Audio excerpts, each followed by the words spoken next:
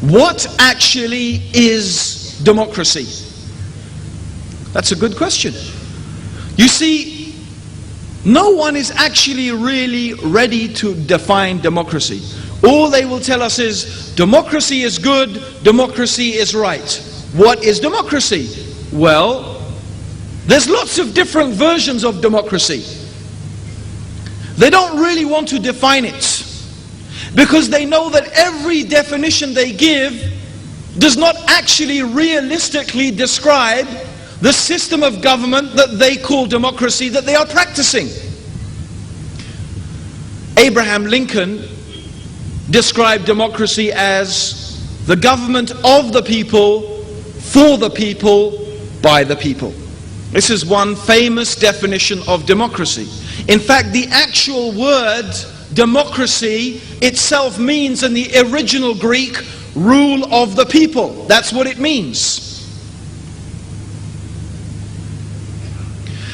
If we take the concept of democracy in its absolutely pure sense, its literal meaning, the rule of the people, for the people, by the people, and that's all we're doing right now. We don't pretend to get any more sophisticated.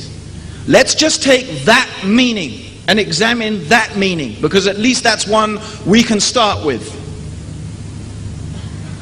Then is this something compatible with Islam? Is it? I just told you what Islam is in its essence. Islam is submission to Allah. Islam means obeying Allah's Sharia. Islam means obeying Allah's law. Islam means that what is halal has been decided by Allah, and what is haram has been decided by Allah, and what Allah decides is halal, was halal in the time of the Prophet sallallahu alaihi wasallam, is halal today, and will be halal until the day of judgment. And what Allah made haram in the time of the Prophet sallallahu alaihi wasallam is haram today, and it's going to be haram until the day of judgment. We rule ourselves in our personal lives, and we should, as Muslims, be ruled in our public lives by the law of Allah. Therefore, one of the names of Allah is Ash-Sharri, the lawmaker, and He is Al-Hakim, the wise, and Al-Hakim, the judge, so that when we judge, we should judge according to what Allah has revealed. And as Allah mentions in the Quran, those who do not judge by what Allah has revealed, they are the disbelievers. And those people who do not judge by what Allah has revealed, they are the wrongdoers. And those who do not judge by what Allah has revealed, they are the evildoers and the oppressors. So therefore, how can the law and the sovereignty being with Allah be compatible with the law and the sovereignty being with the people? Since at its very fundamental level, democracy teaches that the people have the right to decide what is halal and what is haram. The people have the right to decide what we should do and what we shouldn't do. Therefore, the people have been made equal with Allah. And whoever makes people equal with Allah has made shirk with Allah without a doubt. And whoever believes that human beings have the right to legislate in contradiction to what Allah has legislated is without doubt a disbeliever. Is without doubt a disbeliever. Whoever believes that the legislation of the human being is equal with Allah's legislation is without doubt a disbeliever. Whoever believes that the legislation of the people is superior to Allah's legislation is without doubt a disbeliever. Whoever believes that it is permissible and allowed to judge and to legislate in contradiction with Allah's judgment and legislation is without doubt a disbeliever. However, if some Muslim, out of weakness, out of a deficiency in their iman, or due to their particular situation in a particular environment, is forced to do something, or from their desires and their weakness does something or implements something in their life which contradicts Allah's Sharia, this of course does not make you a disbeliever. This is a sin, because you accept in your heart that what Allah has legislated is the best, and that we must follow Allah's legislation. So let us take a simple example. If a person drinks alcohol, does that make them a disbeliever? No. If a person drinks alcohol, it does not make them a disbeliever. And all the Muslims, from the companions and all the scholars afterwards, except the extreme sect of the Khawarij, which many scholars said they are not Muslim anyway, they all agreed that no sin, the committing of a sin, does not take you out of Islam. There is no sin that makes you a kafir. No sin makes you a disbeliever. So if you drink alcohol, you do not become a disbeliever. You do not leave the fold of Islam. Yes, your iman may hover above your head during that time you are drinking alcohol, but you do not actually stop becoming a disbeliever. In fact, and the same with fornication or adultery. And there were people who committed adultery in the time of the Prophet. As you know, the woman and the man who committed adultery in the time of the Prophet, and they came and they said, "O Messenger of Allah, implement Allah's punishment on me." And when they started reviling this woman, the Prophet said, "Leave her, because her tawbah is so great that its tawbah, the amount of this tawbah would encompass all of the people of Medina."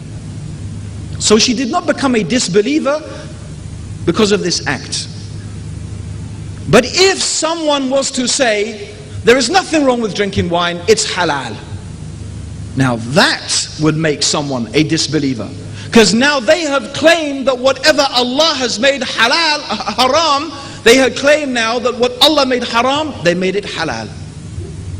Okay? So back to the issue of democracy. There is no doubt that we Muslims must implement Allah's Sharia in our personal lives, because the Sharia is not only some punishments that we find in the Quran, like chopping off the hand of the thief. This is one of the hudud, and there are only 4 or 5 of such hududs. The Sharia is everything: praying, fasting, your personal life. This is all the Sharia. So we must implement this in our life. But if we were to fail due to weakness in our iman, or due to being forced due to circumstance, not accepting it in our heart, then this does not make us disbelievers. This is very important to understand that. So therefore, now let's go back and let us ask, if democracy means that sovereignty is with the people, that the people have the right to decide what's halal and haram, and it's up to them, then no Muslim with any mustard seed's worth of iman can agree with this. If you say the sovereignty are with the people, and the people can legislate and the people can decide, I mean here on the very basic philosophical level. I know that countries have constitutions. I know that different ideas of democracy encompass different limitations for minorities and so on and so forth. But that's not what I'm discussing. I am discussing the very basic concept, and that's it. At the very basic concept, we all have to agree as Muslims that making a crime which is a crime in Islam, to say it is actually a crime to have a problem with this crime. Do you understand what I'm saying? It's a criminal offense in England to revile someone because of their homosexuality. So now it has been made a crime to hate the crime. Can we accept this as Muslims? Can we say that Islam is compatible with this? Does any person in this room think that this type of ideology is compatible with what Allah has revealed? I hope not. If he's Muslim, and even if he's not Muslim, logic would say, no, I can see how your religion and this ideology are not compatible. So on the very basic philosophical level, we have to say, Islam is not compatible with democracy. If we mean by democracy that people have the right to legislate and people have sovereignty. But of course, democracy doesn't necessarily mean that. People have many different ideas of democracy. People have many different concepts of what democracy constitutes. But it is not my task tonight in order to discuss all of those different possibilities and all of those different aspects and how we could possibly reconcile Islam with democracy. I don't think we need to do that, because I believe Islam has already fundamentally laid for us a good system, a good method of governance. And that good system and that good method of governance was shown to us first of all by Rasulullah sallallahu alayhi wasallam. In fact, if we go back and we look to the life of the Prophet sallallahu alayhi wasallam, what do we find? We find that in many aspects, the way that the Prophet sallallahu alayhi wasallam dealt with people was more fair and more just and more equitable than any democratic society that exists in the world today. We have a system called shura, which is consultation. And the Prophet sallallahu alaihi wasallam always used to consult his companions about any matter that was concerning their public affair. Or he would consult certain members of his companions who were more experts in certain areas. So not everybody would be consulted about every single thing, because not everybody is knowledgeable about every single thing. And in fact, this is common sense. I don't know about here in India, but in England, the government does not consult every single individual when it wants to look into some detailed scientific matter that is only understood by a few individuals. What do? They gather those individuals together and they question them about this matter, and then they say, we have consulted the experts and the experts tell us this, and now that becomes our policy. That makes sense. So we had this type of consultative, interactive process that was given to us by the Prophet Muhammad sallallahu alaihi wasallam, and that operated on all different levels of society. This is the way which the Muslim should conduct themselves, with justice, with understanding, with compassion. We should love for our brother what we love for ourselves. All of this means that we need to consult and discuss and share our knowledge amongst each other. But I don't like to call this democracy. I like to call it Islam. Why do we need to say Islam is democratic? For what reason? Because that's the time we're in. We feel we need to adjust our religion to fit this predominant culture and this predominant philosophy that seems to be dominating the world at the moment. But I don't think we need to do that. In fact, I really don't like it at all. I don't like it at all. And I often give an example like this. It might shock you what I'm going to say, but I hope you will think about what I'm going to say.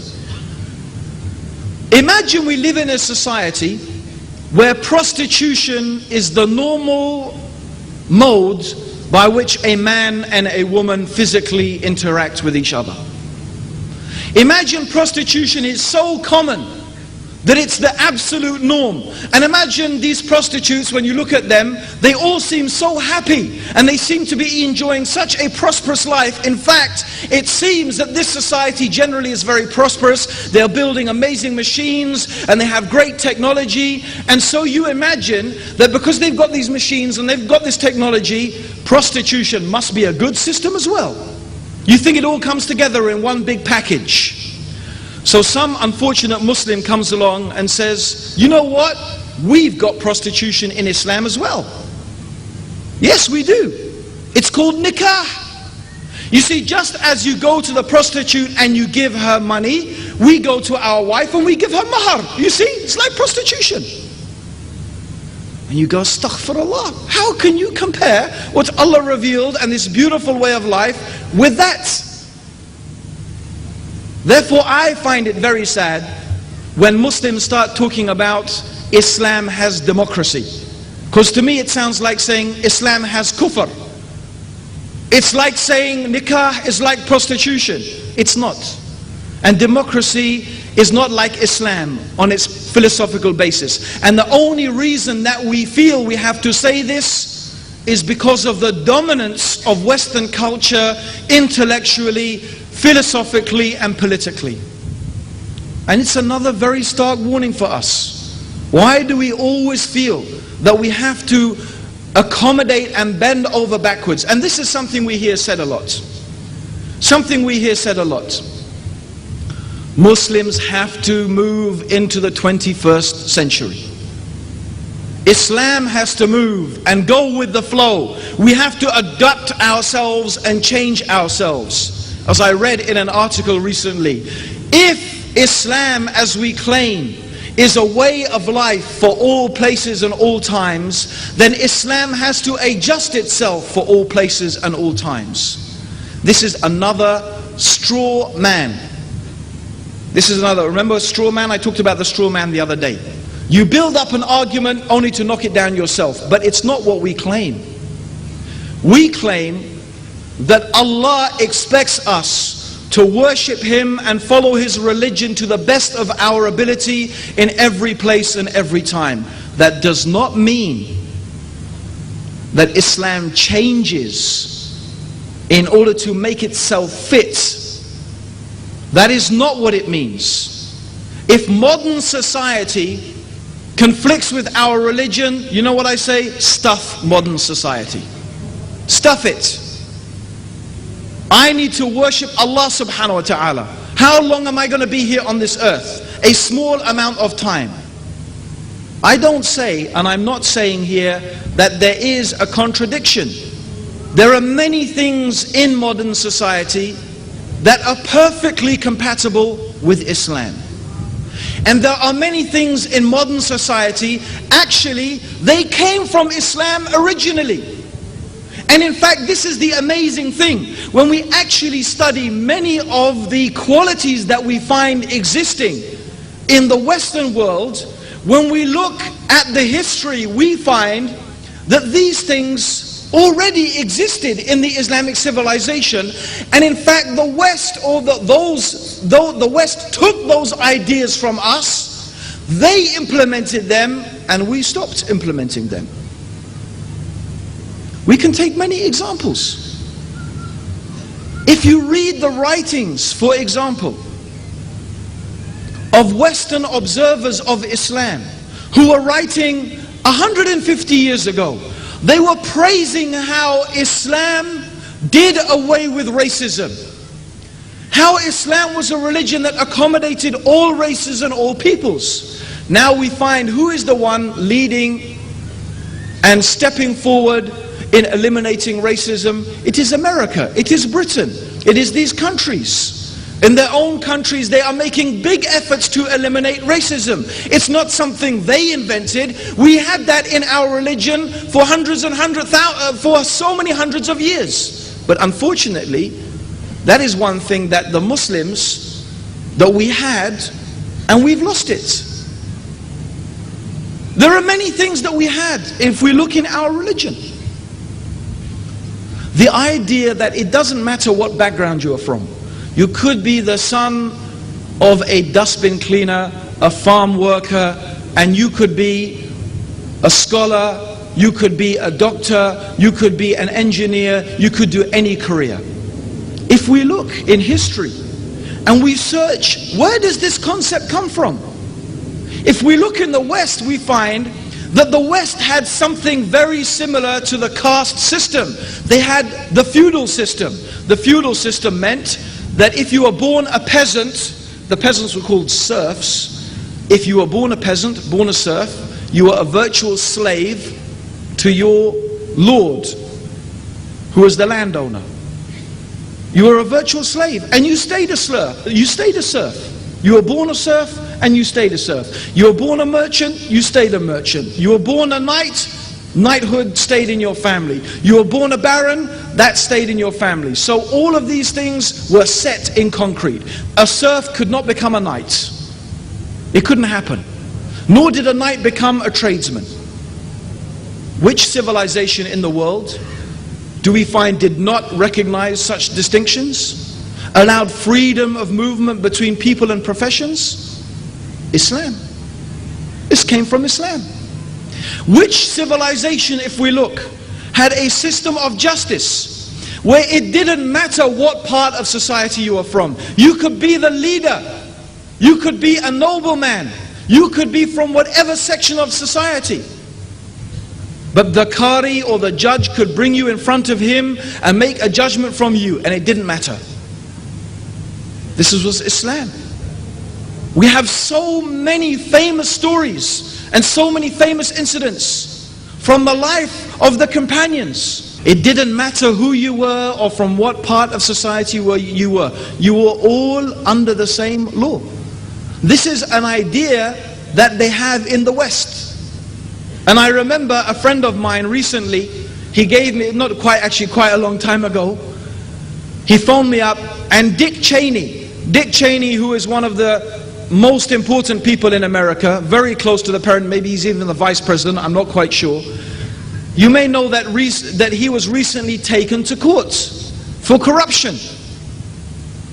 So my friend phoned me up, he said, have you heard the news? You see these Americans? That Dick Cheney, he's now in court for corruption. And this brother, he's a friend of mine, he's from Dubai. I said, yes. Isn't that amazing? I wonder, my brother, do you have anything like that in Dubai, where one of your princes or one of your leaders committed an act of corruption and he would stand in front of the court like that? And then he got embarrassed. Then he got embarrassed and he didn't say anything. You see, brothers and sisters, if you really want to know why, if you really want to know why and you want to see why, Allah has given these people power in the land, and the power has gone from us, is because these are the principles they live by.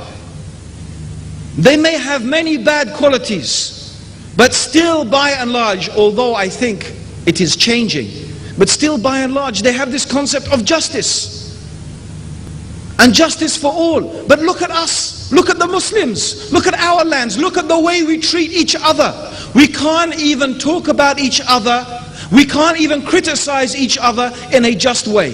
We find this one from this group is criticizing that one from that group. Even though there is a man in his own group or his own sect who is doing something worse, but he doesn't criticize him. Just because he's in another group, he'll criticize him. Oh, you see him, he's doing this and doing that. But the one in his own group, he turns a blind eye. Is this justice? Is this justice? Or even he will lie against this person, or slander this person, or invent stories about this person.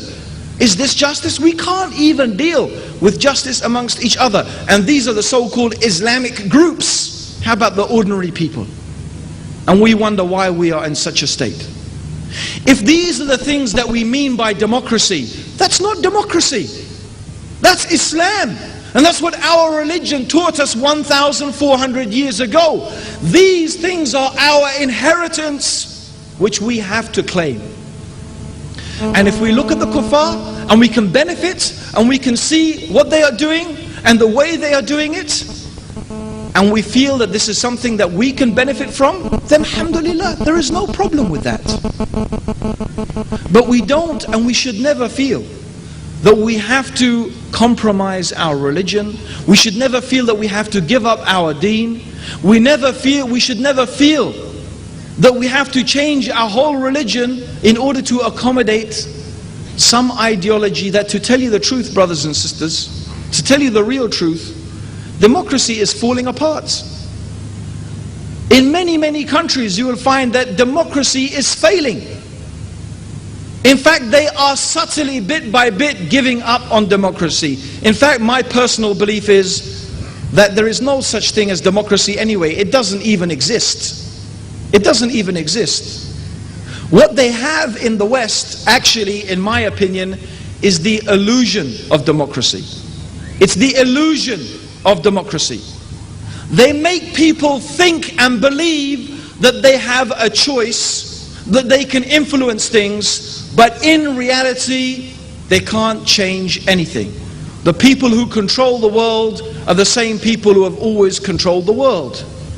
They are the big businesses, they are the multinational corporations, they are those few elite people who have the power and the money in their control, and the world runs according to the principles they want. They don't care whether you have girlfriends or boyfriends, whether you're a homosexual, whether you drink alcohol or take drugs. In fact, you know what? They're like that. Because the more you follow that corruption, the more miserable your life will become, and the more miserable your life becomes, the more you need to fill your life with fashion, with film, with drink, with music, and with all the consumer things that they want you to say, look, buy this, buy that, have this, have that. That's the way to be happy. Miserable people consume. So actually it's for their benefit to create a society like that. So they imagine. So I'm not really sure anyway that the so-called democracies even have democracy. And one of the things that highlights that for me is that in England recently, not only in England, but in Italy and all over Europe, they had massive demonstrations against the war in Iraq. In England we had 2.5 million people gathered together to protest this war. In Italy it was 5 or 6 million. This is the biggest demonstrations there have ever been in history in Europe that we know about. They found through polls that the majority, and in some cases the large majority of the population, opposed this action. But they still went ahead and fought the war. What happened to the rule of the people, for the people, by the people? What happened to the people deciding what we should do and what we shouldn't do? And so we find in many countries that is the case. We find in many countries that is the case. I don't know much about Indian politics, but I suspect that a very small minority actually decides what happens in this country. In America, George Bush was not even democratically elected. He was appointed by the Supreme Court. In fact, he was in the process of losing the election. He was in the process of losing it, and they stopped the count, as it's very famous, what happened in Florida. And in fact, they manipulated the vote so that George Bush should win. What sort of democracy is this? So this is what we really find. That, as the famous saying goes, democracy is hypocrisy. And the reality is, when we look at many of these so-called democratic countries, what do we find? Exactly that, hypocrisy. And I look forward to the day when Muslims will stop apologizing, stop being so apologetic, realize that they have the most beautiful deen that doesn't need any changing, it doesn't need adjusting. All we need to do is recapture the true spirit of Islam as it was practiced by the Prophet sallallahu alaihi wasallam. And then once again, brothers and sisters, once again, we will be a shining light and a guide for humanity to follow. But this is going to happen. This is only going to happen when you change your life. When you and me, brothers and sisters, when we implement Allah's law in our life, when we implement Allah's Sharia in our life, when we obey Allah, when we display the characteristics of gentleness and kindness and love and compassion and justice, yet at the same time firmness upon obedience to Allah, we will see that when we have established the Islamic State in our hearts, Allah will establish the Islamic State on the earth. Allahumma salli ala Muhammadin wa ala alihi wa sahbihi wa sallam.